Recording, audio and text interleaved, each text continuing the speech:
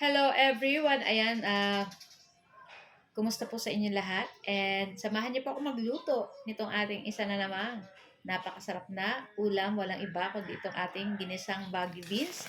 At lalahukan po natin yan ng patatas at pork giniling. So tara na guys, at samahan niyo po ako magluto and enjoy watching po. So na nga, at sinangkot siya na natin itong ating pork giniling. Ayan, naglagay lang tayo ng konting soy sauce para may lasa ng ating pork giniling.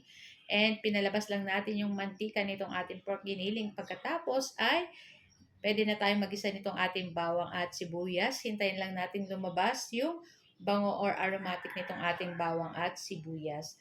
And pagkatapos, ayan, ilagay na po natin dyan yung ating isang pirasong patatas na inislice ko lang ng medyo pahaba-haba kasi yung ating Baguio beans, inislice ko lang ng maninipis na pahaba-haba din. Ayan. So, halu-haluin lang po natin ito at maglagay lang tayo guys ng konting tubig para hindi manikit yung ating pork giniling dito sa ating kawali. Ayan.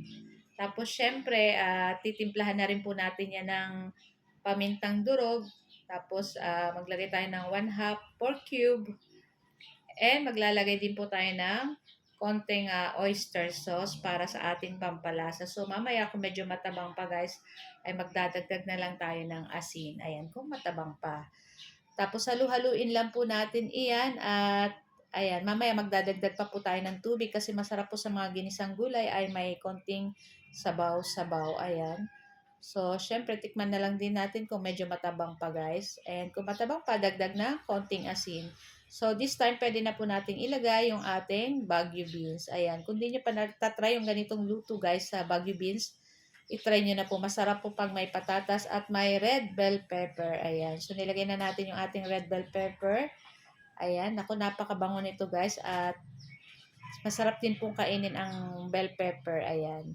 So, nakapadagdag pa po na sarap dyan. Gawa nitong ating pork giniling. And, ayan, masarap po itong i-partner sa mga prito-prito like fried chicken, pork chop na prito, or pritong isda. So, ayan na nga, at halu-haluin lang po natin ito at lulutuin lang natin to guys ng ilang minuto. So, ang Baguio beans, madali lang po yung maluto. So, maglagay na po tayo ng tubig pa. Ayan, kalahating baso ang nilagay lang natin. Tapos, ayan, at lutuin po natin ng ilang minuto pa itong ating ginigisang gulay. Ayan. So, pag kumulo na guys, okay na rin to guys. At pwede na rin nating patayin yung apoy at pwede na rin nating i-transfer sa ating plato or sa ating mangkok at ready na rin po kami kumain. So ayan lang po ang ating video today at sana po ay nag-enjoy kayo. Hindi po sanang kalimutan mag-like at mag-comment. Ayan, at pa-share na rin po ng ating video. So guys, thank you for watching. I-try nyo na din po itong ating luto. Kain na na! Happy tummy everyone! Ciao! Bye!